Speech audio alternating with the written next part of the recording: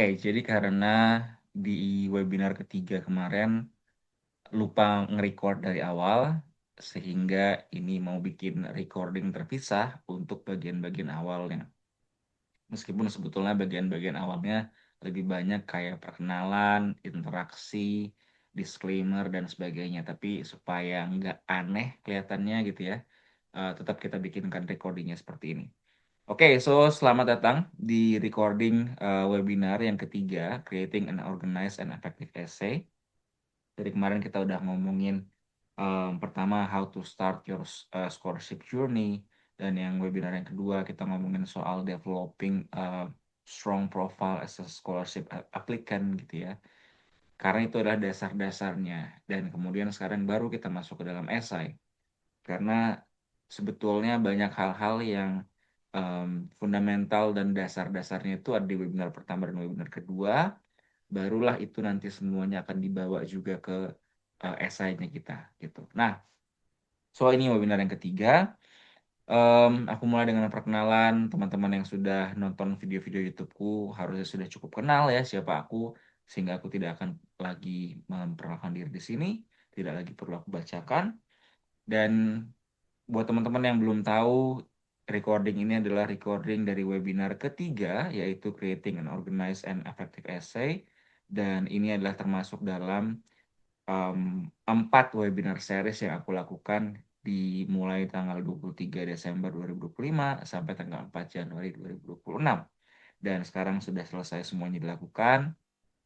Em, Semua webinarnya ada di YouTube, teman-teman bisa cek di channelku. Tadi sempat nge-lag laptopnya. So, seperti biasa teman-teman, disclaimer bahwa materi yang ada di sini dibuat berdasarkan pengalamanku sebagai people development consultant, mentor, dan bahkan kalau ngomongin esai, itu justru aku banyak pelajari juga ketika aku menjadi mahasiswa pasca sarjana di University of Toronto di Kanada. Status sebagai LPDP awardee hanyalah pelengkap konteks untuk beasiswa LPDP. Materi ini bersifat panduan dan referensi, bukan hal yang harus diikuti. Dan materi yang berkaitan dengan LPDP dibuat berdasarkan pengalaman fasilitator dalam mengikuti seleksi LPDP, maksudnya pengalamanku, dan dari video-video YouTube di mana pimpinan atau tim dari LPDP menyampaikan informasi. Jadi materiku bukan materi resmi dari LPDP, tetapi ini adalah rangkuman dari sumber-sumber yang valid di luar sana yang teman-teman juga bisa cek sendiri. Oke? Ini adalah tambahan sumber materiku di mana aku pelajari buku ini untuk bisa menulis artikel, terutama dalam hal academic writing ya, terutama di level graduate academic writing. Dan materi-materi inilah yang kemudian aku include di dalam materi-materi yang akan aku sampaikan dalam video sekarang ini. So, kalau teman-teman mau belajar sendiri dari sumber-sumber ini, ya boleh aja, silahkan. Siapa tahu mau lebih lengkap ya. Ini buku dalam bahasa Inggris. So, teman-teman semuanya, em, mau sebagus apapun insight kita, mau sebagus apapun niat kita, rencana kita sebesar, segamblang, sekeren apapun, itu nggak akan bisa dipahami kalau tidak disampaikan dengan baik. Oke, entah tulisannya berantakan kah, tulisannya terlalu overwhelmed dengan data kah, tulisannya tidak terstruktur dan sebagainya, atau tulisannya tidak menggugah misalnya ya. Nah, akhirnya pesan kita itu tidak bisa dipahami dengan baik. Oleh karena itu, makanya kita harus belajar bagaimana caranya menulis esai dengan baik dan benar, terstruktur, bukan hanya mengandalkan bahwa udahlah yang penting gue jadi diri sendiri aja, gue tulis gitu. Enggak juga. Gitu ya. Jadi kriteria esai yang baik dan bagus itu bagaimana teman-teman semuanya? Intinya adalah ada 3. Satu delivery, kedua description, dan ketiga demand. Delivery itu maksudnya bagaimana kita menyampaikan pesannya, bagaimana kita menyampaikan tulisan kita gitu ya di dalam esai, terstruktur atau tidak dan sebagainya. Nah, kalau kita ngomongin esai, terutama esai beasiswa atau esai aplikasi universitas, kita perlu bisa mendeskripsikan diri kita dengan baik, mendeskripsikan pengalaman kita, nilai-nilai kita, mendeskripsikan kenapa kita cocok untuk beasiswa ini atau kenapa kita cocok untuk masuk ke program di universitas tersebut. Dan juga mendeskripsikan rencana kita di masa depan. Bagaimana beasiswa tersebut bisa membantu kita mengimplementasikan atau mewujudkan rencana kontribusi kita. Gitu ya. Jadi makanya description itu penting. Dan yang terakhir adalah demand. Demand di sini maksudnya adalah bagaimana esai kita menjawab kebutuhan dari mereka-mereka yang meminta esai.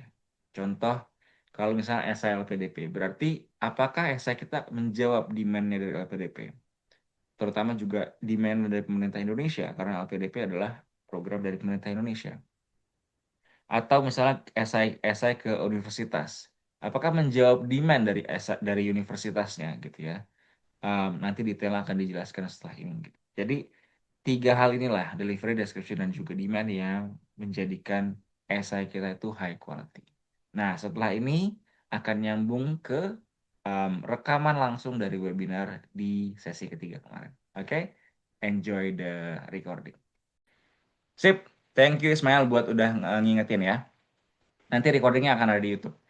Jadi teman-teman, balik lagi, tiga aspek ini perlu ada dalam high quality essay sehingga mudah diterima, mudah dipahami, dan kita bisa lebih meyakinkan siapapun yang mereview essay kita, dan kita bisa memperbesar kemungkinan kita untuk lolos.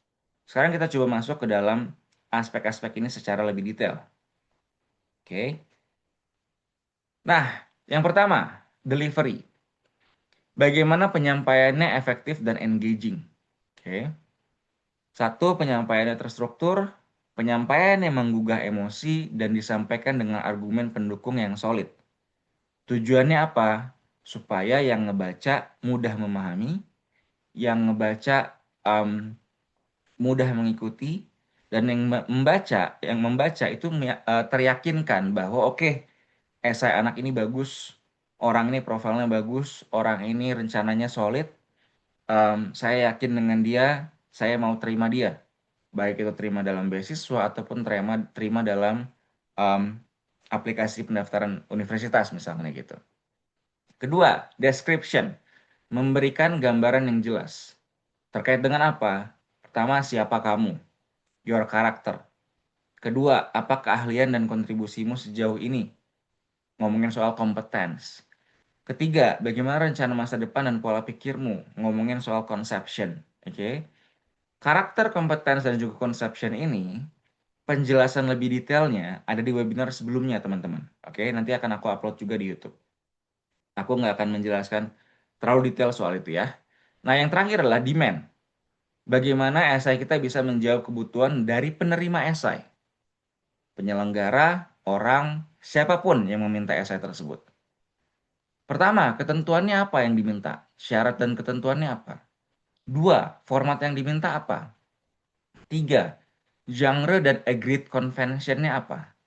Nah, ketika aku belajar di sini, di S2 ini, terkait dengan penulisan uh, artikel atau esai akademik, profesornya bilang bahwa format atau sebetulnya tulisan itu harus kayak gimana sih, gitu kan. Itu berbeda-beda, tergantung genre-nya. Kalau film kan ada genre ya, komedi gitu kan, drama, horor, dan sebagainya. Tulisan itu berbeda-beda juga tergantung dari areanya. Contoh, areanya ini esainya atau artikelnya buat teknik. Itu akan berbeda tuh peraturan-peraturan atau kebiasaan-kebiasaan yang disetujui ya dibandingkan dengan misalnya esai atau artikel untuk seni atau untuk kebudayaan atau untuk politik gitu ya atau untuk komunikasi misalnya. Jadi tergantung dari bidang-bidang ilmunya, mereka semua punya agreed convention. Agreed convention itu adalah kebiasaan-kebiasaan atau standar-standar, norma-norma, peraturan-peraturan yang memang disepakati. Bisa disepakati secara tertulis, bisa disepakati secara tidak tertulis, gitu. Oke. Sehingga kalau kita mau menulis esai, kita perlu pahami dulu ini esainya genre-nya apa, gitu. Dan kita harus baca-baca terlebih dahulu mempelajari esai-esai atau artikel-artikel yang memang berhubungan dengan genre tersebut, gitu ya. Jadi kalau teman-teman ts 2 mau misalnya S2-nya bidangnya adalah pendidikan. Kalau gitu baca-baca dulu artikel ataupun esai terkait dengan pendidikan di luar sana untuk tahu genre dan agreed convention ini kayak gimana gitu. Biasanya formatnya bagaimana dan sebagainya. Karena seringkali kebiasaan-kebiasaan ataupun peraturan tersebut tidak tertulis gitu ya. Nah, untuk beasiswa terus sebetulnya kayak gimana kalau gitu untuk esai beasiswa? Ya, unfortunately mungkin nggak terlalu banyak di-share di publik ya. Eee, esai beasiswa itu formatnya gimana dan sebagainya gitu. Tapi di satu sisi juga memungkinkan kita untuk bisa lebih fleksibel karena tidak terlalu terkaku terhadap, "Oke, formatnya harus begini. Oke, peraturannya harus begini." Nggak juga, gitu, ya. Terutama buat LPDP, teman-teman. Dalam konteks LPDP tidak meminta format yang khusus, tidak ada agreed convention apapun, oke. Karena apa? Satu, memang tidak ada di ketentuannya, di buku panduannya nggak ada disebutkan secara eksplisit. Kedua, LPDP juga tidak nge-publish esai-esai yang lolos. Jadi kita juga nggak tahu polanya bagaimana, agreed convention-nya bagaimana, gitu. Dan yang baca esainya itu banyak orang, beragam-ragam, dan aku nggak yakin bahwa mereka sudah punya satu agreed convention, ya. Yang diminta itu cumanlah ini. Ini didapat dari Panduan Umum BESO LPDP di Juli 2025. Kalau tidak berubah di tahun ini, berarti juga sama nanti kayak gini ya. Jadi formatnya sebetulnya apa? Yang mereka minta adalah komitmen kembali ke Indonesia, rencana pasca studi, rencana kontribusi. Selama 3 hal ini ada, berarti harusnya sudah memenuhi ketentuan dan juga format yang diminta. Tetapi, teman-teman perlu pahami bahwa ada kebutuhan, ada demand dari LPDP yang tidak tertulis secara verbal di buku panduannya. Yaitu apa? Bagaimana isu yang kita bawa, rencana kontribusi yang kita bawa, memang sesuai dengan rencana dan kebutuhan dari Indonesia. Di situ hanya disebutkan, mohon dijelaskan apabila memiliki keterkaitan dan dukungan terhadap bidang bla bla bla bla. Ini adalah bidang-bidang yang memang diprioritaskan.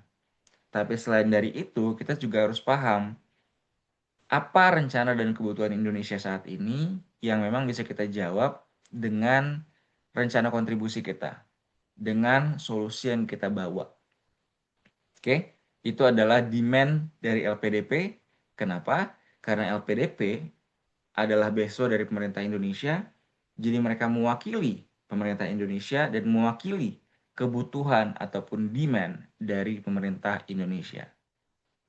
Nah, jika disederhanakan, terutama dalam konteks esai beasiswa, yang perlu kita tuliskan di dalam esai kita adalah ini.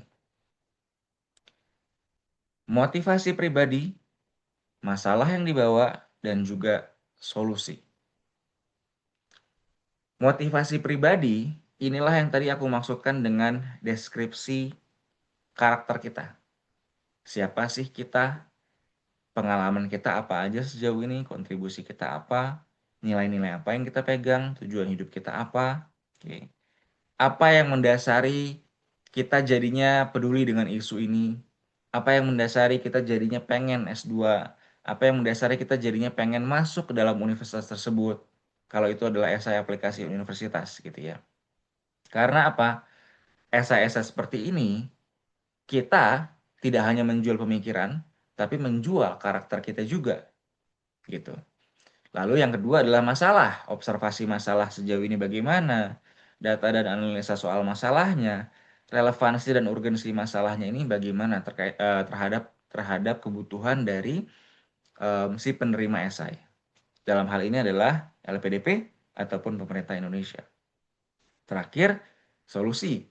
Bagaimana rencana studi kita, rencana pasca studi kita, rencana kontribusi kita, apakah solusi kita tepat untuk bisa menjawab masalah yang kita bawa dan memang menjawab kebutuhan dari Indonesia.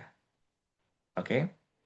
Sejauh ini buat kriteria esai yang baik dan bagus, apakah clear? Tolong tuliskan di chat box. Dan kalau teman-teman ada pertanyaan, feel free aja langsung nanya kapanpun, jangan nunggu sampai akhir, sehingga bisa langsung dibahas. Oke? Clear? Clear? Teman-teman yang lain aman? Nisa mau nanya? Nisa raise hand silahkan. Mau langsung ngomong juga boleh di unmute. Saya pernah, misi Kasper.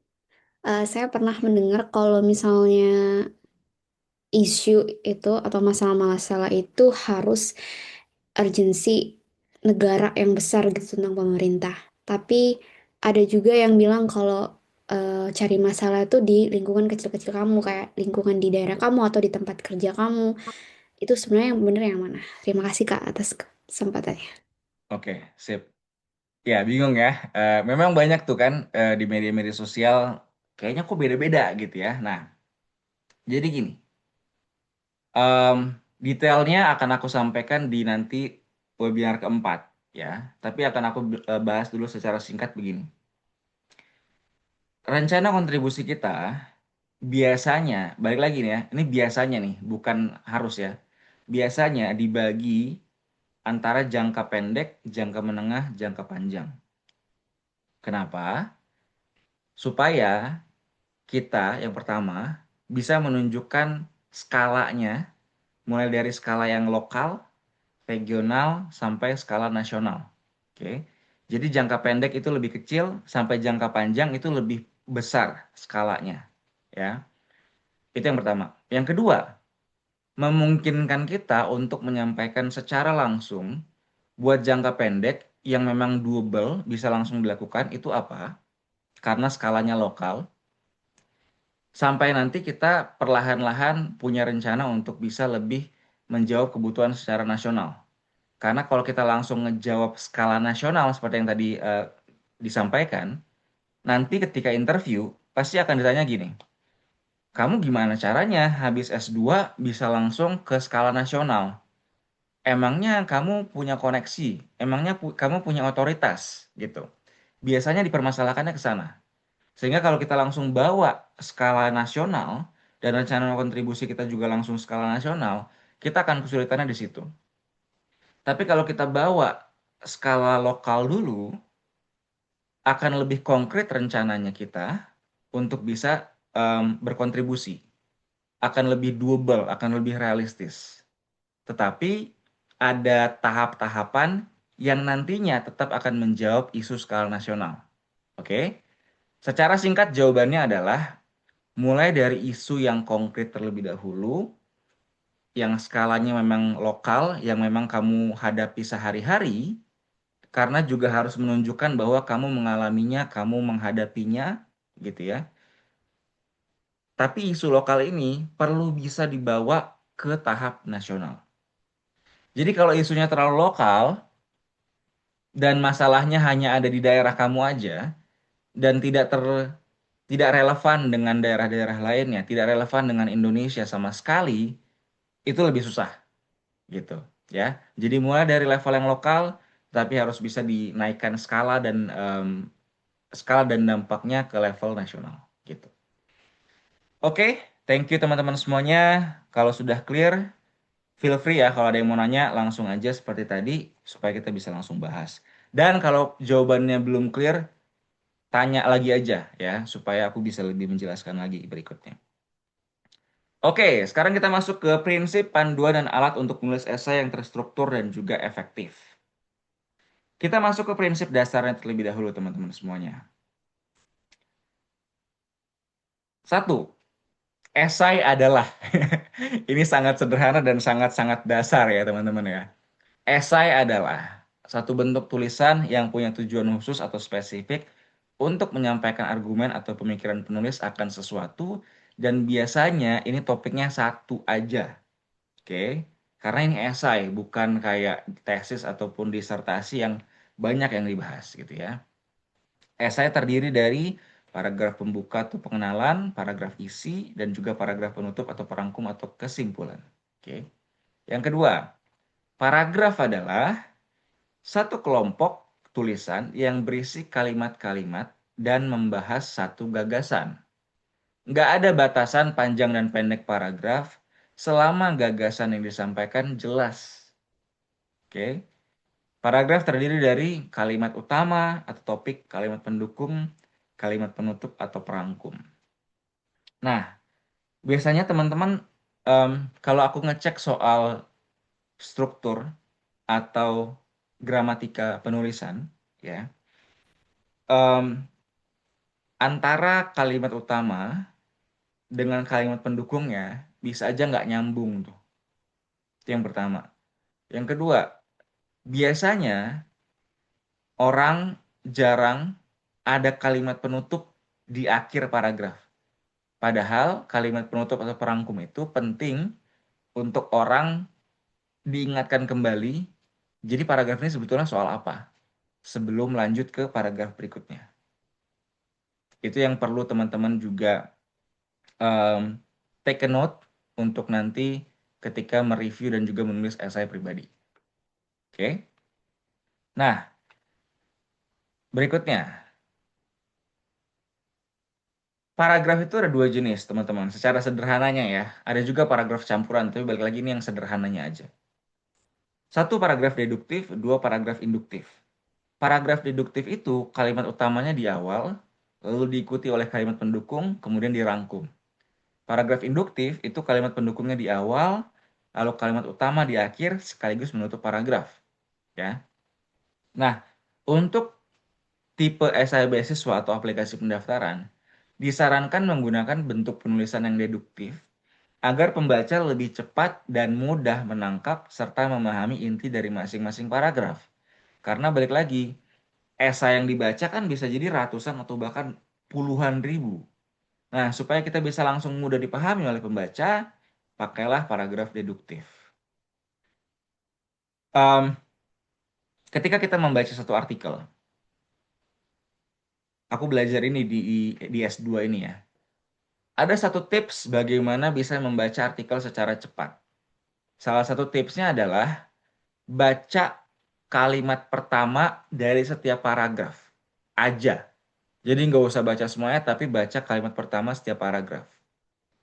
Seharusnya artikel ataupun tulisan yang bagus itu bisa memberikan pemahaman yang cukup buat pembaca kalau pembaca hanya membaca kalimat awal dari masing-masing paragraf yang ada di esai ataupun dalam tulisan tersebut. Jadi teman-teman coba cek lagi. Kalau esainya teman-teman hanya dibaca hanya dibaca kalimat pertamanya aja dari masing-masing paragraf, yang baca cukup paham nggak? Gitu. Oke. Itu cara kita menulis dan juga mereview dengan memastikan bahwa ini sudah baik, yaitu memastikan kalimat pertama dari masing-masing paragraf, kalau dibaca dari awal sampai akhir, itu nyambung, dan orang udah bisa langsung paham, oke, intinya tuh ini, gitu, ya. Meskipun mereka nggak terlalu tahu detailnya, tapi yang penting adalah paham intinya bagaimana, gitu. Nah, berikutnya kita masuk ke dalam struktur. Ada yang namanya makro dan juga mikro. Mayer menuliskan bahwa research mengindikasi bahwa orang membaca well-structured article itu lebih cepat dan lebih paham dan lebih nempel di otak kalau artikelnya well-structured. Nah, untuk bisa well-structured, kita pahami dulu yang namanya macro structure dan juga micro structure. Macro structure itu secara lebih besar, micro structure itu secara lebih kecil. Macro structure itu zoom out. Dia secara esai keseluruhan, ya. Yang dibahas adalah yang diperhatikan adalah koherensi dari masing-masing paragraf, ya. Jadi outline secara keseluruhan dilihat hubungan logika antara paragraf satu dengan paragraf lainnya itu nyambung apa enggak. Seperti yang tadi aku sampaikan, kalau hanya dibaca kalimat pertama dari masing-masing paragraf, itu ngalir nggak, nyambung nggak, ya. Kedua, microstructure. Ini lebih zoom in, lebih detail. Ngomongin soal kepaduan antar kalimat di dalam sebuah paragraf. Bahkan antar kata, gitu ya. Bagaimana gramatikanya make sense apa enggak kalau dilihat, ya. Nah, seringkali kita terlalu fokus terhadap Kak, formatnya gimana, Kak, outline-nya gimana. Berarti kita fokusnya ke macro structure, tapi kita lupa ke microstructure-nya. Sehingga nanti kalimat di dalam paragrafnya jadinya belepotan, sama aja bohong gitu. Ya, jadi dua-duanya harus diperhatikan. Nah, sebetulnya untuk bisa penulisan kita terstruktur, ada 5 struktur dasar dari buku yang aku baca ya, yang tadi aku sampaikan di awal. 5 jenis struktur dasarnya bagaimana? Yang pertama, deskripsi. Esainya atau tulisannya itu ngomongin soal 5W1H, itu mendeskripsikan satu hal. Oke. Yang kedua, naratif atau sequence. Dia menjelaskan berurutan sesuai dengan waktu atau chronological. Dari sebelumnya, sekarang, dan yang ke depan contohnya. Tiga, sebab akibat. Menjelaskan sebab dan akibat. Jadi dijelasin dulu nih sebabnya, baru akibatnya. Gitu ya. Keempat, masalah solusi. Dijelasin dulu masalahnya, lalu solusinya bagaimana. Kelima, perbandingan atau comparison. Memberikan perbandingan kesamaan atau perbandingan soal perbedaan. Nah, dalam level makro dan mikro, 5 jenis ini bisa diterapkan. Artinya apa? Dalam esai secara keseluruhan, esai tersebut bisa kita bilang sebagai esai deskripsi, kita bisa bilang sebagai esai naratif, tapi secara paragraf per paragraf masing-masing, bisa jadi ada paragraf naratif, bisa jadi ada paragraf masalah solusi dan sebagainya. Oke ya, jadi bisa secara esai secara keseluruhan dan bisa juga kita lihat secara per paragraf. Oke. Ini ada yang ngechat, mungkin ada yang nanya. Oh, IELTS Writing Task 2 ini ya. Um, ya, ya. Nah, sekarang kita coba lihat contohnya, teman-teman semuanya. Um, Contoh-contoh yang akan aku sampaikan itu berkaitan dengan aku pribadi ya. Jadi di sini contohnya ada 3 paragraf di sini teman-teman. Pertama, saya tumbuh di keluarga kalangan menengah, masa kecil saya jalani di Jakarta dan Sumatera Utara. Sejak SMA, saya pindah ke Bogor, lalu setelahnya pindah ke Depok saat mulai kuliah di Universitas Indonesia. Di UI, saya menjadi mentor dan menemukan passion saya dalam bidang edukasi. Paragraf kedua, setelah lulus kuliah, berhubung saya anak tunggal dan perlu berkontribusi terhadap keuangan keluarga saya mencari pekerjaan apapun yang bisa membantu saya menghidupi keluarga saya. Oleh karena itu, saya masuk ke industri garment yang bisa memberi saya tantangan untuk bertumbuh dan juga pemasukan yang cukup. Ketiga, di masa depan saya ingin berkarir di bidang people development karena saya melihat sumber daya manusia di Indonesia perlu ditingkatkan, terutama untuk kalangan generasi Z yang akan jadi penerus dan pemimpin Indonesia di masa depan. Saya melihat banyak Gen Z yang belum siap memasuki dunia profesional, sehingga saya berencana untuk membuat program pengembangan SDM. Sekarang, pertanyaannya. Kuis teman-teman semuanya. Tolong tuliskan di chat box. Keseluruhan esai ini, secara keseluruhan, esai ini adalah esai apa? Tolong tuliskan di chat box. Secara keseluruhan, esai ini adalah esai apa? Naratif, kronologikal, naratif, naratif, naratif. Oke. Kenapa naratif?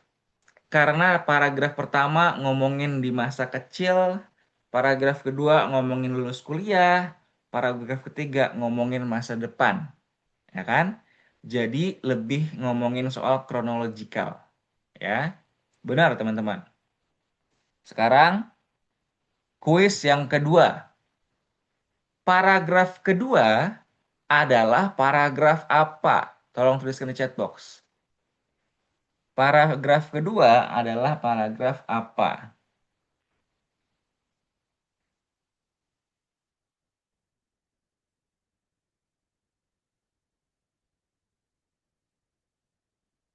Sebab akibat, kausatif, sebab akibat. Ada yang bilang problem solution, sebab akibat problem solution. Oke. Nah, lebih tepatnya adalah sebab akibat. Kenapa? Karena tidak semua yang aku sampaikan di sini, nah, hilang nih. Tidak semua yang aku sampaikan di sini adalah problem. Anak tunggal itu bukan problem, tapi bisa jadi penyebab, ya. Itu bedanya. Jadi ketika ngomongin anak tunggal itu bukan problem. Jadi anak tunggal itu bukan bukan suatu masalah, gitu. Tapi itu jadi penyebab sehingga bagaimana gitu ya. Bisa jadi gitu. Tapi kalau kalau ngomongin ini masalah bukan, ini bukan masalah. Sehingga lebih tepat adalah sebab akibat, ya. Betul, sebab akibat. Sekarang, paragraf ketiga adalah paragraf apa? Paragraf ketiga adalah paragraf apa? Masalah solusi, problem solution, masalah solusi. Oke. Ini lebih clear ya, karena disebutkan ada masalah apa dan solusi yang mau ditawarkan apa. Gitu. Oke. Jadi, em, paragraf ketiga adalah paragraf masalah dan juga solusi. Ya. Jadi kebayang ya teman-teman ya, bahwa secara keseluruhan, ini paragraf naratif, secara makro. Tapi secara mikro, paragraf per paragraf, itu bisa jadi ada yang sebab akibat, ada bisa jadi ada yang masalah solusi ataupun yang lain-lainnya. Itu bagaimana kita membedakan antara makro dan juga mikro. Clear ya sampai sini ya. Nah, sekarang kita masuk nih ke apa? Kita masuk ke misleading informasi soal esai LPDP. Tadi kan kalau nggak salah Nisa juga ada nanya ya, Kak, ada yang bilang bahwa isu harusnya skala nasional, tapi ada yang juga bilang bahwa isu harusnya skalanya skala lokal. Yang benar yang mana gitu. Nah, unfortunately banyak banyak konten-konten di media sosial, ya namanya media sosial ya, banyak konten-konten yang misleading kan, konten-konten yang belum tentu benar gitu. Termasuklah terkait dengan LPDP. Nah, salah satu ada yang bilang gini kan, format penulisan esai LPDP adalah masa lalu, masa kini, dan masa depan. Ini bisa misleading, bisa bisa menjebak kita dan jadinya nggak benar. Kenapa? Satu, sebetulnya LPDP nggak meminta format khusus, ya. Jadi tidak ada keharusan bahwa formatnya adalah masa lalu, masa kini, dan juga masa depan. Kedua, kalau pakai masa lalu, masa kini, dan masa depan, bentuk esainya jadi esai naratif. Tapi tidak didasari argumen apapun. Karena fokusnya kemana? Ke masa lalu, masa kini, masa depan. Gitu. Dalam esai beasiswa, perlu ada argumen yang kita bawa. Karena perlu ada isu dan juga solusi yang mau kita tawarkan. Itulah argumen kita kan. Gitu. Nah, para kalau esainya adalah deskripsi atau naratif atau sebab akibat atau perbandingan, itu belum tentu ada argumennya. Jadi kalau kita telan mentah-mentah bahwa format penulisan esai LPDP adalah masa lalu, masa kini, dan masa depan, jadinya esai kita tidak berdasarkan argumen, gitu. Oke? Itu perlu dipahamin. Berikutnya lagi, misleading info soal esai LPDP yang berikutnya. Ya, ini aku juga sampaikan di thread kalau nggak salah kemarin. Nah, ada yang bilang untuk menulis esai LPDP pakai prinsip STAR, Situation, Task, Action, Result. Terus dia ngomongnya gini nih, situation itu adalah masalah apa yang ada saat ini, task itu adalah apa yang sudah kita lakukan untuk masalah itu, action adalah apa yang kita mau lakukan untuk masalah itu, yang terakhir adalah result, hasil dari task yang kita lakukan. ya. Nah, ini ini misleading. Oke. Kenapa, teman-teman? Sebelum aku sampaikan kenapa, aku sampaikan dulu yang aku temukan, ya. Pertama, aku pernah menemukan dia ngasih contoh nih, star, situationnya gimana, tasknya gimana, actionnya gimana, resultnya gimana. Dia nunjukin dari em, satu paragraf gitu ya.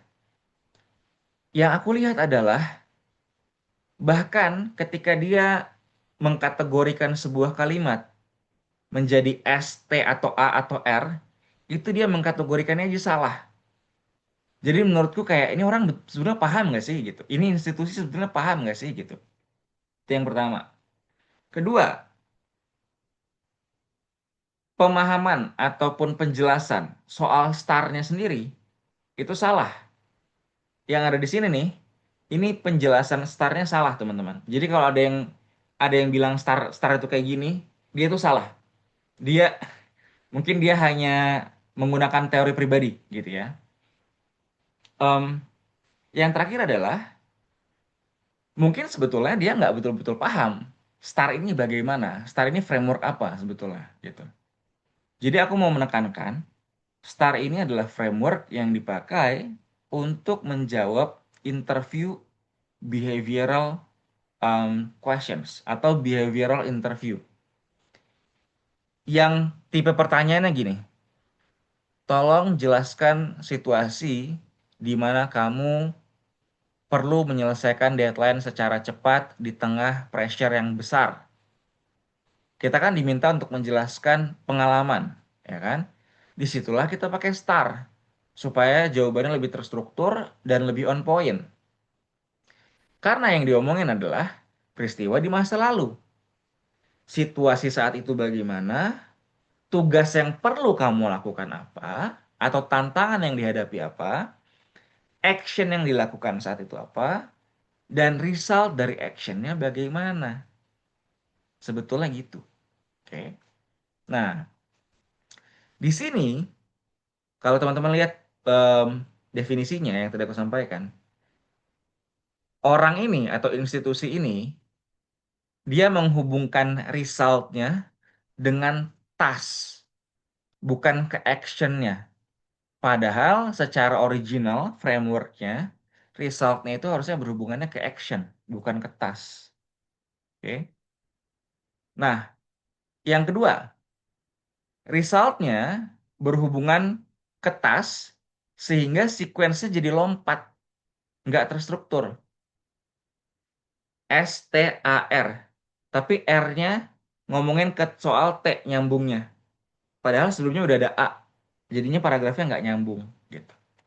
Yang terakhir adalah aspek-aspek penting jadinya nggak tercakup karena fokusnya hanya ngejelasin STAR gitu. Oke? Nah, sekarang strukturnya sebetulnya bagaimana supaya kita bisa mencakup yang tadi aku jelaskan terkait dengan deskripsi ya.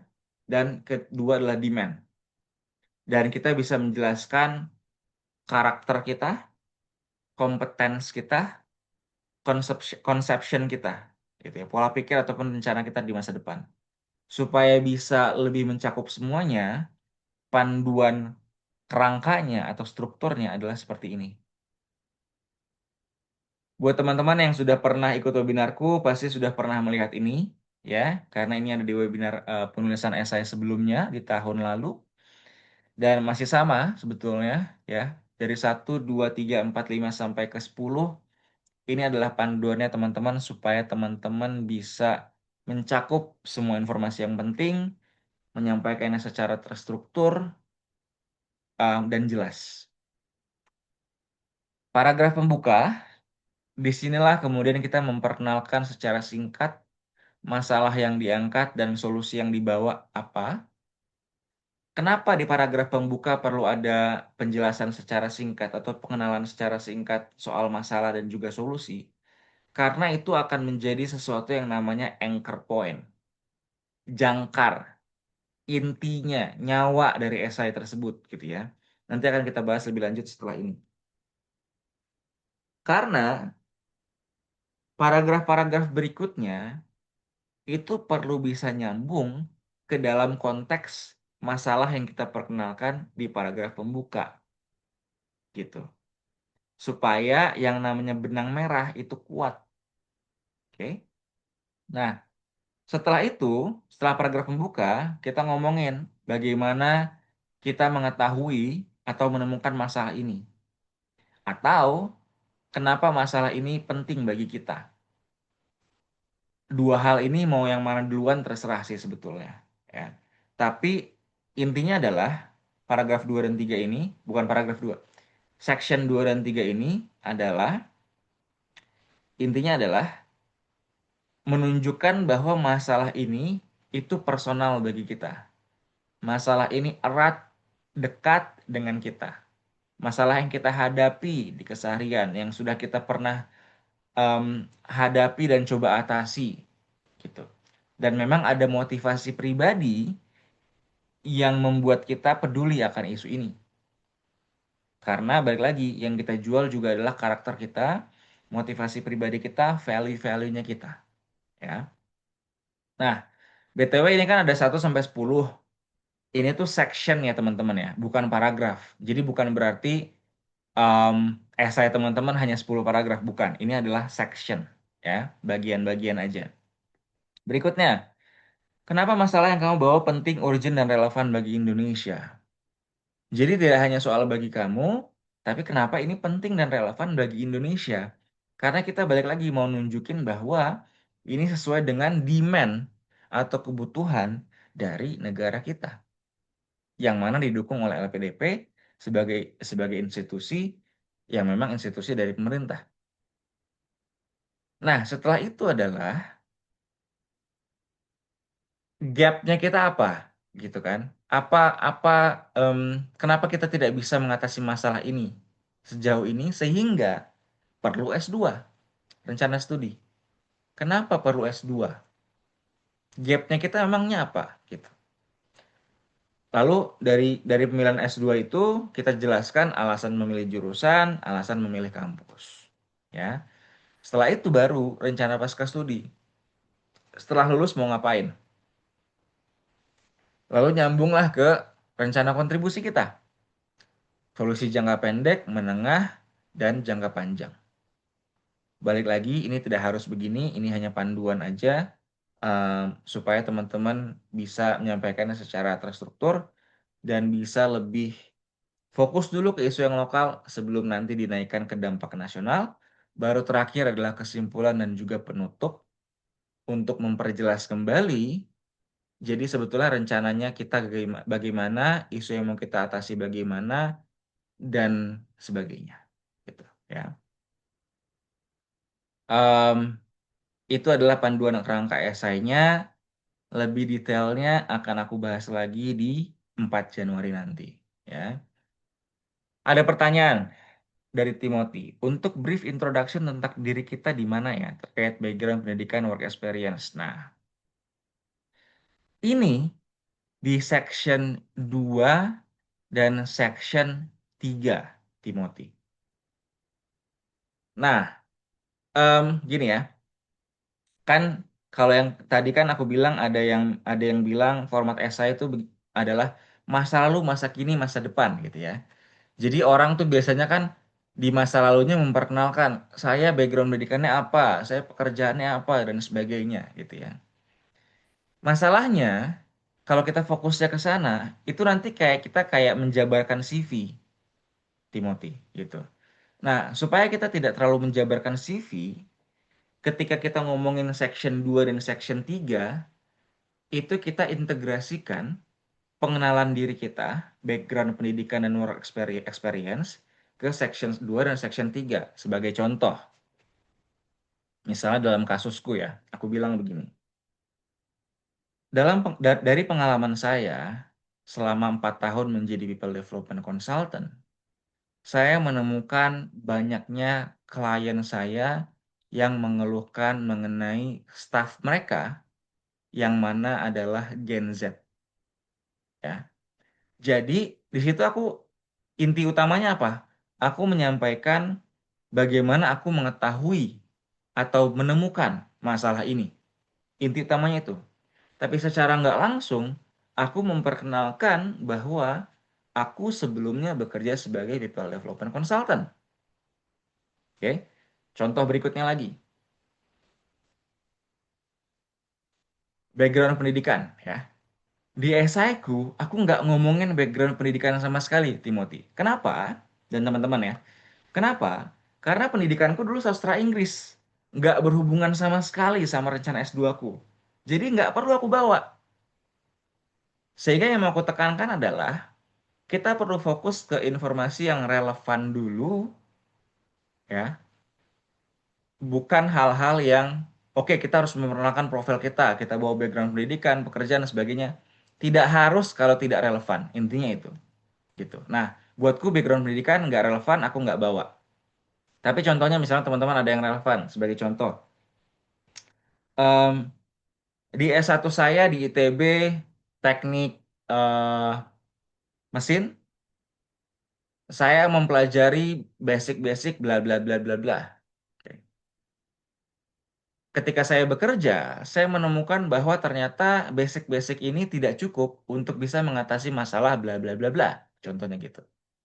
Jadi, balik lagi, intinya adalah soal section 2 dan 3, tetapi di dalamnya kita integrasikan, kita perkenalkan diri kita, baik itu pendidikan, pekerjaan, atau value-value kita, atau pengalaman yang lain, tapi harus relevan. Denara, misal masalah yang kita angkat ini berawal dari lingkungan pekerjaan dan pasti dekat dengan kita. Bagaimana cara kita memastikan bahwa ini juga relevan dengan Indonesia atau komunitas yang lebih luas?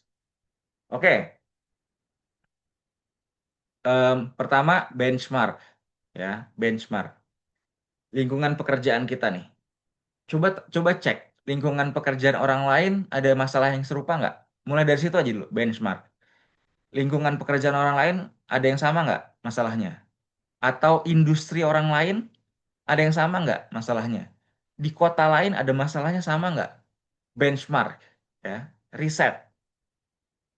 Kedua, lihat ke rencana-rencana prioritas atau rencana-rencana strategis, contohnya kayak rencana jangka panjang Indonesia dari BNPB, kalau nggak salah, aku udah lupa. Terus kan ada apa tuh namanya, Asta Cita pemerintah, ya, ada PSN, Program Strategis Nasional, yang gitu-gitu coba di Google, ya, lihat ada nggak rencana-rencana pemerintah Indonesia yang sesuai dengan masalah yang kamu bawa gitu. Betul, Timothy. Thank you, mantap rangkumannya. Intinya kalau kata Nurul, intinya kalau pengalaman tidak berkaitan dengan S2 tidak perlu dituliskan, nggak perlu dalam esai. Toh mereka kalau pengen tahu udah ada di isian formulir kita di LPDP. Karena LPDP kan formulirnya mengharuskan kita mengisi sejarah pendidikan kita gitu kan, histori pendidikan kita gitu. Jadi kalau di esai, kalau memang nggak berkaitan, ya nggak usah disampaikan pendidikan kita, nggak perlu gitu. Oke? Nah, so insight-nya adalah tanpa struktur yang baik, penulis akan kesulitan menjelaskan dan pembaca akan tersesat saat mencoba memahami. Dan tadi ya, karena teman-teman udah nanya-nanya juga, insight berikutnya adalah soal relevansi. Oke? Nah, sampai sini teman-teman, sudah 1 jam 15 menit ya. Apakah sejauh ini clear? Tolong tuliskan di chat box. Dari Devi, apakah ada tips kalau pas mau tulis esai kayak too much in our head? Kalau menurut kita semua saling berkaitan satu sama lain. Oke, em, yang pertama buat Devi ya, teman-teman yang lain kalau misal clear, boleh tolong tuliskan clear. Buat Devi, pertama, too much in our head. Kata kuncinya adalah in our head. Sehingga dituangkan terlebih dahulu. Tuangkan dulu ke dalam tulisan. Mau itu dalam bentuk coret-coretan, mau itu dalam bentuk mind map, bentuk apapun, dituangkan terlebih dahulu. Biasanya ketika aku review esai bersama dengan menti-mentiku, terutama kalau kita ngomongin soal konsep dan juga ide, kita akan bentuk mind map. Intinya adalah, satu, masalahnya apa? Itu dulu perjelas. Ya. Lalu akar masalahnya apa? Oke. Kan masalah bisa jadi yang lebih besar, akar masalahnya lebih kecil lagi nih. 1, 2, 3, 4, 5 contohnya. Akar masalahnya ini masing-masing kira-kira solusinya apa? Oke. Setelah itu, coba dilihat dari solusi-solusi yang ada, mana yang satu berkaitan sama kita secara pengalaman pekerjaan atau pendidikan atau pengalaman lainnya. Dua, berkaitan sama rencana S2 kita. Tiga, yang memang mungkin kita lakukan atau kita atasi ke depan. Itulah yang jadi pembatas akar masalah mana yang mau kita bahas. Kalau ada akar masalah lain yang tidak terlalu relevan dengan kita, yang nggak terlalu nyambung sama kita, nggak terlalu nyambung sama S2-nya kita, nggak usah dibahas. Fokus aja ke akar masalah yang memang bisa kita bahas, yang bisa kita atasi, gitu ya. Akar masalah yang memang berhubungan dengan kita. Itu caranya untuk bisa membatasi konteksnya, mana yang kita perlu masukin, mana yang tidak, gitu. Oke, sekarang kita masuk ke bagian berikutnya, teman-teman semuanya. Aku mau ngecek dulu, teman-teman semuanya, siapa di sini yang nonton My Hero Academia? Tolong tuliskan di chat box. Siapa di sini yang nonton My Hero Academia? Deku, Bakugo, dan sebagainya. Naufal ya. Yang lainnya nggak ada yang nonton nih My Hero Academia. Astaga. Oke. Tahu endingnya aja. Oke, karena lagi populer kemarin yang belakangan ini. Oke. My Hero Academia adalah sebuah manga komik Jepang dan ada animenya juga. Oke. Nah, di anime My Hero Academia ini, di introduction-nya, di apa namanya? em, sequence perkenalannya ketika mulai setiap episode, itu tokoh karakter utamanya tuh ngomong gini. Dia ngomong, "This is the story of how I became the greatest hero." Jadi, keseluruhan cerita itu intinya adalah it's a story of how he became the greatest hero. Bagaimana karakter utamanya ini jadi pahlawan yang terbaik gitu ibarat kata. Oke, jadi semua ceritanya itu nyambungnya ke sana gitu. Artinya apa? Ketika kita nanti juga menulis esai, cerita-cerita sampingan yang tidak terlalu penting, yang tidak harus dipahami oleh pembaca, itu tidak perlu dimasukin gitu. Oke? Nah, kalau di esai, inti cerita kita apa? Yang tadi aku sampaikan, anchor point-nya apa? Kita perlu ada anchor point. Jangkar atau patokan yang jadi titik mulai dan juga titik tujuan dari sebuah tulisan. Sehingga semua yang kita masukkan dalam tulisan kita itu harus relevan dengan anchor point-nya kita. Makanya tadi aku bilang, di dalam introduction, paragraf pembuka, kita perlu menyampaikan atau memperkenalkan secara singkat masalah yang kita bawa dan solusi yang kita bawa itu apa. Supaya paragraf-paragraf berikutnya, section-section berikutnya, itu semua relevan nyambung ke masalah dan juga isu. Itu yang perlu jadi anchor point-nya kita, teman-teman. Jadi, nanti ketika kita menjelaskan pengalaman personal, kita nggak cuman misalnya gini, aku pernah baca esai dari salah satu menti yang bilang begini, saya dulu rajin paduan suara di gereja.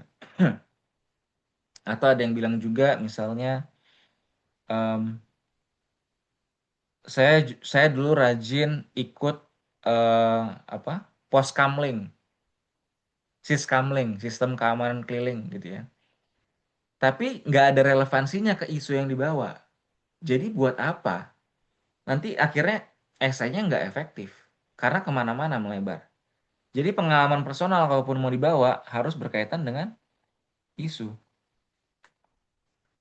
Kontribusi yang dilakukan sejauh ini.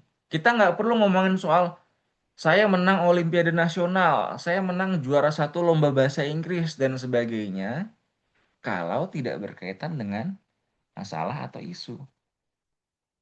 Jadi kalau mau ada achievement yang mau dibawa, bawalah sesuatu yang memang berdampak dan berkaitan dengan masalah atau isu. Karena kalau nggak berkaitan, kita cuma kelihatan kayak nyombong doang, gitu. Nah, ketika ngebahas validasi dan urgensi isu, tentu berkaitan dengan isu. Ketika kita ngomongin personal gap-nya kita, sehingga kita perlu S2, tentu berkaitan dengan isu. Rencana studi, apa yang kita mau pelajari di S2, tentu adalah yang berkaitan dengan isu. Tiba-tiba kita bilang bahwa, misalnya ini ya, isunya soal mau memberikan program pengembangan buat buat generasi Z, contoh, dalam kasusku pribadi gitu ya. Tapi ternyata di S2 aku ada salah satu mata kuliah namanya Pedagogy of Food. Pedagogy of Food gitu ya. Pembelajaran berkaitan dengan makanan gitu. Bisa jadi itu nggak berkaitan sama masalahku soal pengembangan isu SDM Gen Z. Jadi buat apa aku bilang di esai ku bahwa aku akan ngambil jurusan itu? Nggak nyambung gitu. Oke. Kita mau gabung komunitas apa di ketika kita mau S2? Harus ada nyambungnya dengan bagaimana itu mendukung masalah ataupun isu tersebut, isu yang kita bawa gitu. Rencana pasca studi tentu sesuatu yang berhubungan dengan isu lagi balik lagi. Komitmen dan kontribusi juga berhubungan dengan isu. Jadi anchor pointnya perlu clear, perlu ada di awal, sehingga berikut-berikutnya orang udah lebih paham, oke, kaitannya apa. Gitu. Jadi tetap selalu dibalikin ke kaitan ke isunya apa. Sehingga ketika kita menyusun kerangka, ketika kita menyusun detail-detail isinya, konteksnya tuh lebih lebih jelas gitu. Oke, jadi nggak kemana-mana, orang juga gampang memahami, gampang ngikutin. Nah, kita latihan, teman-teman. Ini kan adalah ABCDE ini adalah profilku, ya. Profilku. ABCDE. Nah, dari opsi di bawah ini, mana yang berkaitan dengan isu yang aku bawa? Kira-kira ABCDE mana yang berkaitan?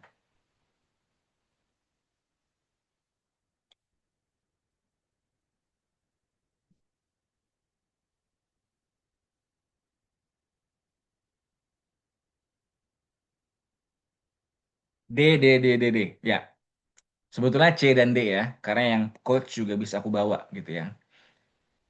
Sehingga aku nggak perlu bawa dalam esaiku soal A, B, ataupun E. Pencapaian nggak itu pencapaian. Profilku nggak itu profilku.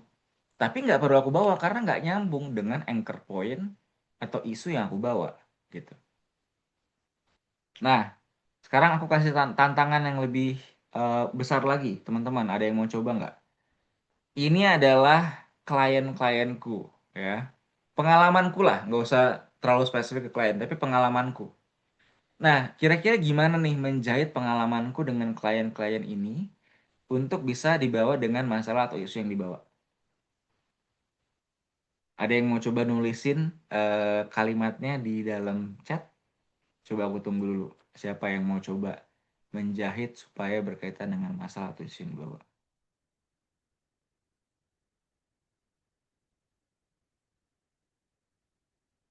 Gimana supaya penjelasannya nyambung dengan isu atau anchor point yang dibawa? Balik lagi, kalau aku cuma membanggakan bahwa em, misalnya aku bilang aku sudah menangani 30 klien gitu ya. Relevan nggak gitu? Nah, menarik nih Naufal. Bertemu dengan berbagai variasi klien secara sosial dan bisa melihat perbandingan perspektif antar generasi di setiap institusi atau di setiap industri. Nah, itu sebagai contoh teman-teman. Ya, berinteraksi dengan berbagai macam klien, saya melihat ada gap lebar yang dihadapi para Gen Z untuk bisa menjadi leader di bidang profesional. Nah, Ismail, cakep. Ya. Jadi teman-teman balik lagi, kalau nanti mau bikin paragraf, pahamin dulu anchor pointnya apa, isunya apa, sehingga gimana nih nyusun kalimatnya supaya nyambungnya ke sana, relevan ke sana, gitu. Oke, thank you. Sekarang poin ketiga, ini kan poin kedua ya soal anchor point. Nah, poin ketiga, tadi juga Devi ngomong kan, Kak gimana supaya nggak melebar kemana-mana ya, gitu. Supaya benang merahnya kuat, nggak bercabang-cabang, nggak melebar kemana-mana.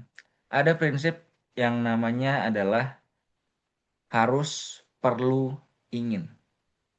Oke, ini adalah kita gunakan untuk memfilter, untuk menyeleksi informasi yang dituliskan dan yang harus yang tidak dituliskan dalam esai. Harus kita reader oriented, artinya apa? Berorientasi ke pembaca. Apa yang harus dipahami oleh pembaca. Nah, seringkali kita sebagai penulis ada hal-hal yang kita rasa, aduh ini kayaknya kita perlu nih kita sampaikan. Writer oriented. Atau kita merasa bahwa, aduh ini kita ingin nih, kita ingin menyampaikan ini gitu.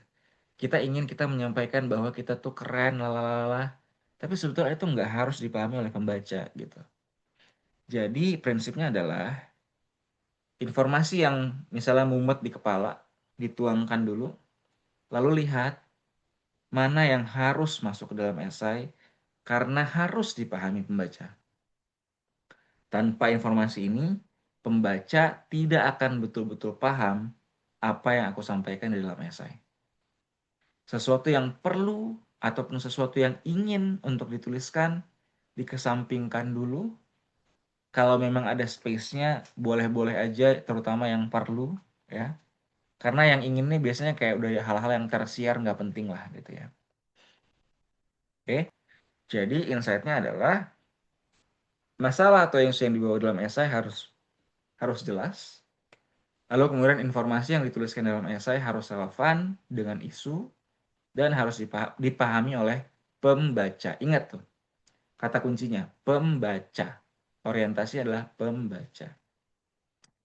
Sampai sini teman-teman, masih semangat nggak? Tolong tuliskan di chat box. Udah 1 jam 37 menit. Masih semangat? Masih semangat? Teman-teman di sana kan udah malam ya. Di sini aku masih baru pagi. Wah, Devi sampai asih ya. Thank you buat semangatnya. Oke, sekarang kita masuk ke berikutnya. Kita nonton dulu satu video. Jeerford. Mantap Ismail. Jeerford. Oke, video ya. Teman-teman tahu dong Fajar Set Boy ya, harusnya tahu nih ya Fajar Set Boy.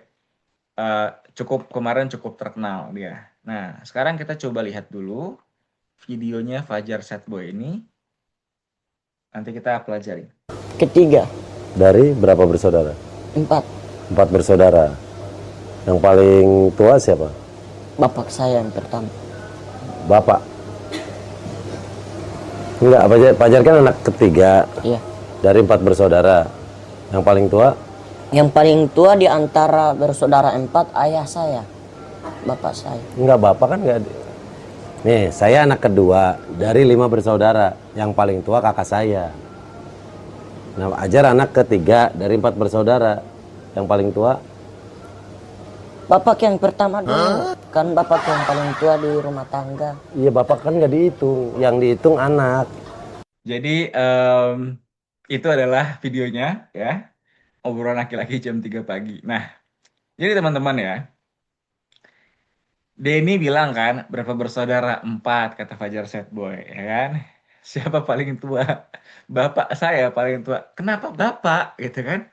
Ini kenapa ada bapak nih di sini gitu? Ini kita lagi ngomongin berapa bersaudara nih. Kenapa tiba-tiba ada informasi baru yang kayak nggak relevan gitu kan? Nah, itu nyambung ke pembelajaran kita berikutnya, yaitu adalah prinsip yang namanya old and new. Oke?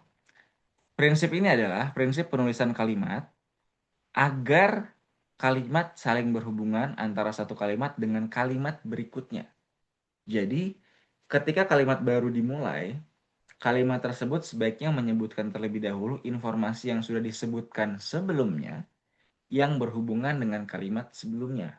Oke. lalu dilanjutkan dengan informasi baru. Jadi kalau tadi si Denny Cagur lagi ngomongin berapa bersaudara 4, siapa paling tua, berarti kan lagi ngomongin soal bersaudaranya nih.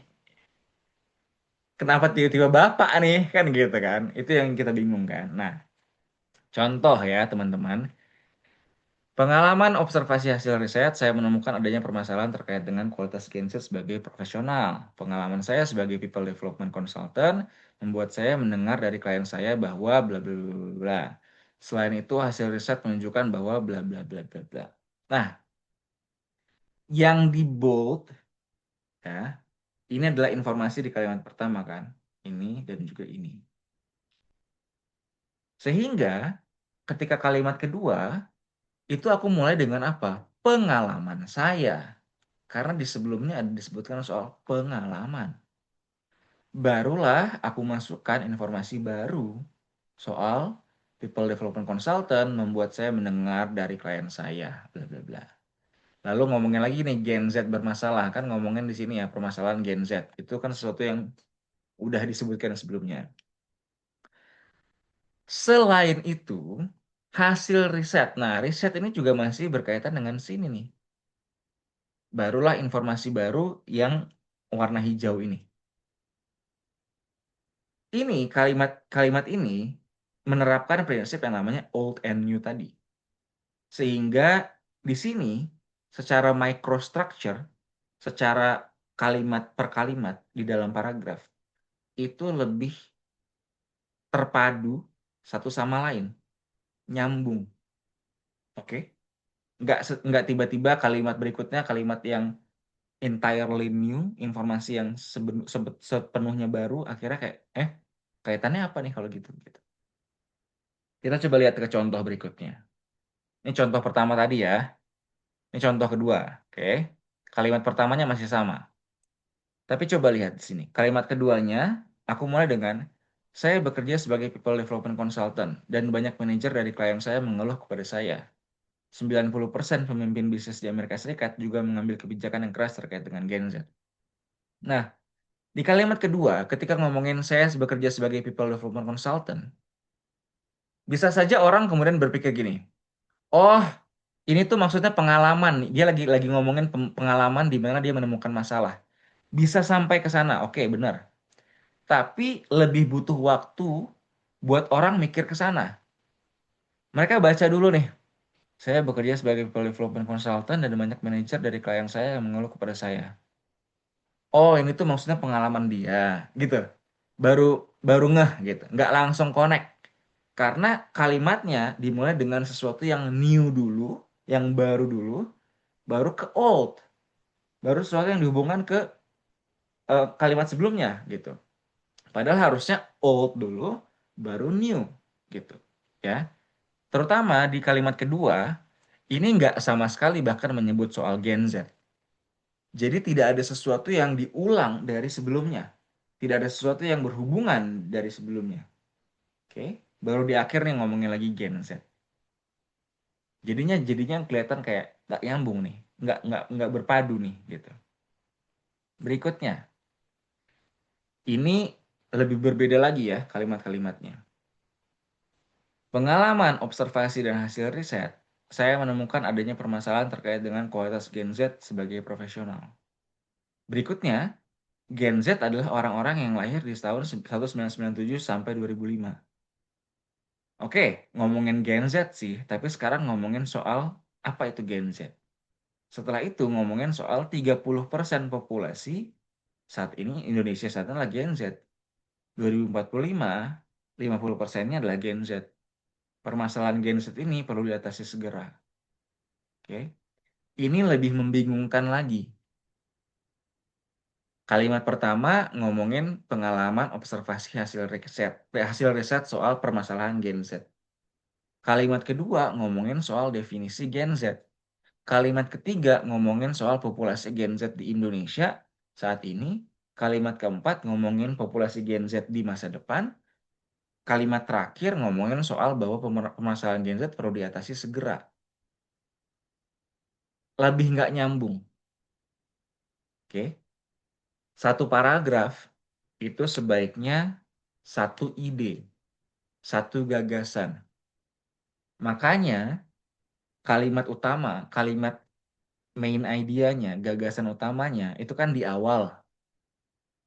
Lalu setelah itu kalimat pendukung yang mendukung gagasan utama tadi, ya kan? Nah, kalimat-kalimat pendukungnya ini, kalimat-kalimat berikutnya ini tidak mendukung kalimat pertama. Karena nggak ngomongin soal apa? Pengalaman, observasi, dan hasil riset. Malah mendefinisikan Gen Z. Oke. Jadi orang yang baca jadi bingung. Sebetulnya paragraf ini gagasan utamanya apa ya? Sebetulnya paragraf ini main idea-nya apa ya? Gitu. Bagaimana kita bisa melihat keterkaitan antara kalimat dengan kalimat, dan ini yang tadi aku bilang microstructure. Oke. Ini yang seringkali orang kayak salah. Akhirnya ketika ngebaca paragrafnya, ini paragrafnya sebetulnya mau ngomong apa sih? Gitu. Karena semuanya dia campur adukan. Oke. Nah, itu adalah old and new. Sekarang berikutnya adalah prinsip tambahan. Oke. Ini kita sebentar lagi selesai, teman-teman. Prinsip-prinsip tambahan agar kepaduan antar kalimat dan koherensi antar paragraf terjaga. Pertama, gunakan transisi dan kata penghubung. Contoh, ini ada banyak ya. Untuk menyambungkan, pakailah dan, atau, kemudian, setelah itu, berikutnya, gitu ya. Memperjelas urutan, pertama, kedua, ketiga, terakhir, sebelum. Menunjukkan keterkaitan, oleh sebab itu, karena, maka, jika, gitu ya. Menunjukkan perbedaan di satu sisi, di sisi lain, di lain sisi, di lain pihak, tetapi berbeda dengan. Untuk menunjukkan penambahan, selain itu, terlebih lagi, lebih jauh lagi. Untuk menunjukkan pengecualian, terlepas dari itu, kecuali, atau meskipun. Oke, ini adalah prinsip-prinsipnya. Prinsip ini adalah prinsip yang pertama. Contoh misalnya di paragraf sebelumnya, di sini, nah ya, di sini nih, di sini ya, aku sebutkan. Selain itu, menandakan bahwa ini penambahan sesuatu dari yang sebelum-sebelumnya. Ini adalah informasi tambahan, gitu. Selain itu, gitu. Oke. Itu adalah salah satu contoh penggunaan kata transisi dan atau kata penghubung. Kata transisi atau kata penghubung. Nah, berikutnya lagi, prinsip yang berikutnya. Gunakan kata benda atau kata panggilan yang berulang atau konsisten. Atau kata kunci ya, bukan bukan bukan selalu kata benda, tapi kata kunci yang berulang gitu. Contoh dari paragraf sebelumnya nih. Gen Z, Gen Z, Gen Z. Sehingga orang tuh ngeliatnya oke ini berkaitan, berkaitan, berkaitan. Tapi kalau tiba-tiba Gen Z, habis itu generasi muda, habis itu profesional muda, kata kuncinya jadinya tidak berulang. Jadinya tidak terpadu antara satu kalimat dengan kalimat lainnya. Nah, sepanjang esai, kalau udah ngomongin Gen Z, ya Gen Z, Gen Z, Gen Z, Gen Z terus kata kuncinya. Jangan tambahin kata kunci lain yang jadinya membingungkan. Oke.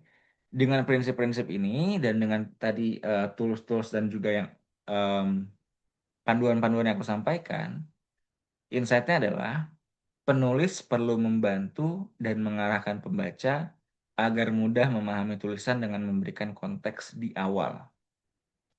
Kemudian mengaitkan informasi-informasi baru dengan informasi-informasi yang sudah disampaikan. Jadi kita yang perlu membantu dan kita yang perlu mengarahkan pembaca dengan cara apa? Tadi menyusun kalimatnya old and new, menggunakan kata transisi tadi, kata penghubung, ya, dan sebagainya. Dan yang insight yang kelima adalah kita perlu menggunakan prinsip atau mindset yang namanya reader oriented author. Sebagai penulis, kita perlu reader oriented. Kita selalu posisikan diri kita sebagai pembaca ketika menulis esai. Dan dalam konteks LPDP, yang baca esai kita belum tentu orang yang ahli di bidangnya kita. Jadi kita perlu pahami bahwa bisa jadi mereka adalah bapak-bapak atau ibu-ibu, bisa jadi dosen, bisa jadi em, expert, atau bisa jadi memang pekerja aja gitu ya, yang nggak paham bidangnya kita gitu. Sehingga apa yang sekiranya pembaca sudah paham dan tidak perlu diperjelaskan, sehingga tidak membuang-buang kalimat atau tidak membuang-buang kata gitu ya. Atau sebaliknya gitu. Apa yang sekiranya pembaca belum paham sehingga harus dijelaskan gitu. Nah, itu kita harus kira-kira. Terutama kalau pembacanya bukan pembaca yang ahli di bidang kita. Kedua, apa informasi yang harus dipahami dulu oleh pembaca sebelum ke informasi lainnya? Teman-teman coba nonton stand up comedy. Kalau teman-teman nonton stand up comedy, itu ada yang namanya build up. Build up, baru di terakhir ada yang namanya punchline. Build up itu adalah konteks-konteks atau informasi-informasi yang harus dipahami penonton terlebih dahulu. Sorry. Penonton terlebih dahulu sebelum nanti jokes-nya, lawakannya itu keluar di punchline di akhir.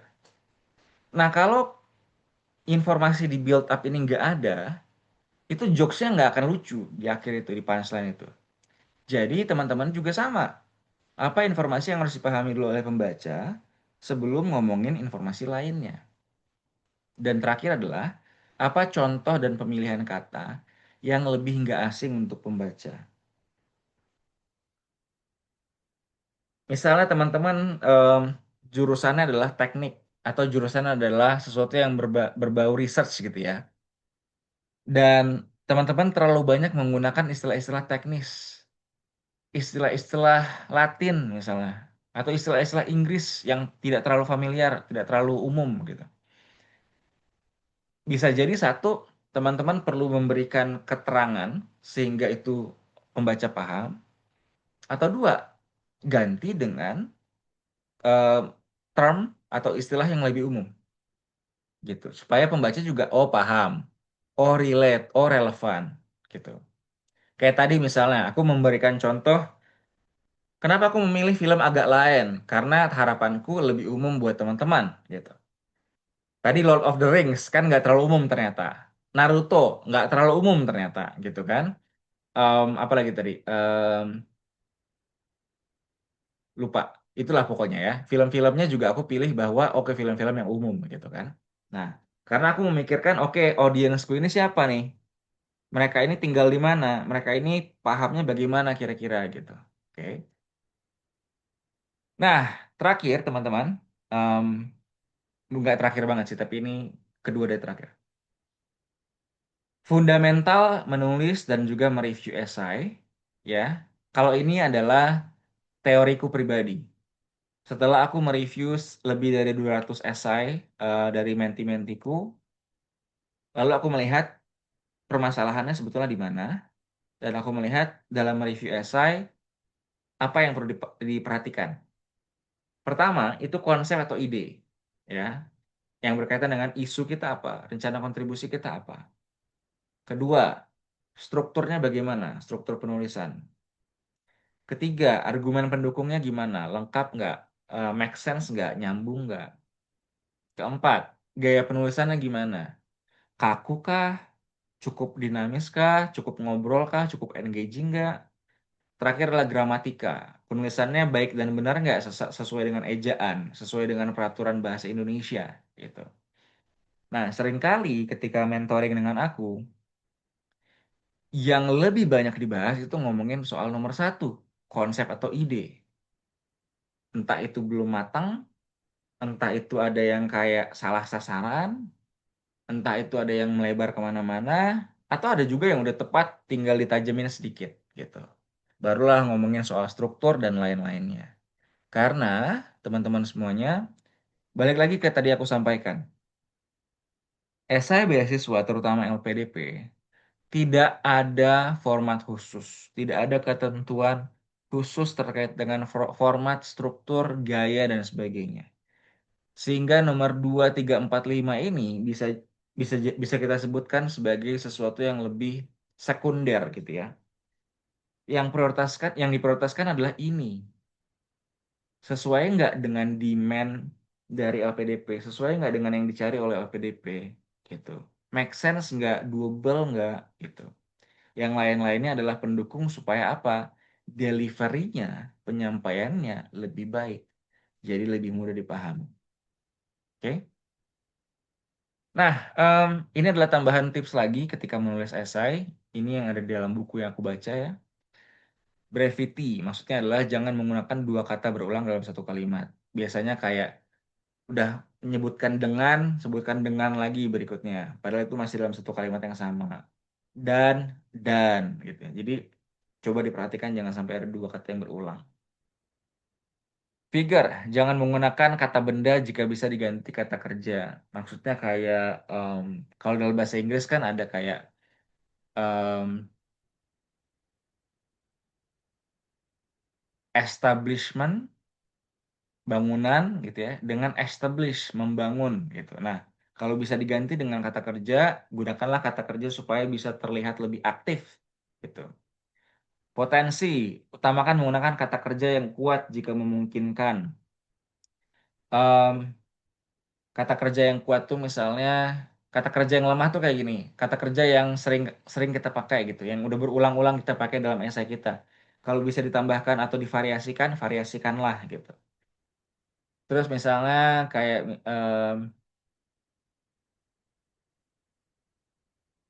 belajar menjadi penulis gitu. Mendingan belajar menulis gitu. Jadi menjadi penulis itu kan kayak kata kata benda ya, menjadi penulis gitu misalnya. Atau bukan kata kerja lah gitu. Tapi belajar menulis, menulisnya kan kata kerja. Nah, itu lebih kuat gitu. Um, Lucidity, jangan menggunakan kata panggilan atau kata ganti jika bisa diperjelas kata bendanya. Nah, ini seringkali juga banyak orang yang kayak gini nih. Misalnya gini, eh aku ngebahas soal Gen Z ya. Ya udah, aku sebutkan aja Gen Z, Gen Z, Gen Z, Gen Z.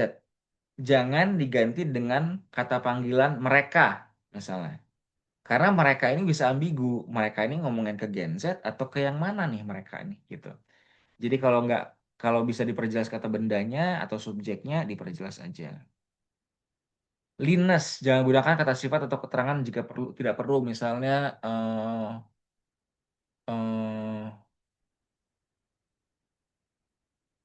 apa ya?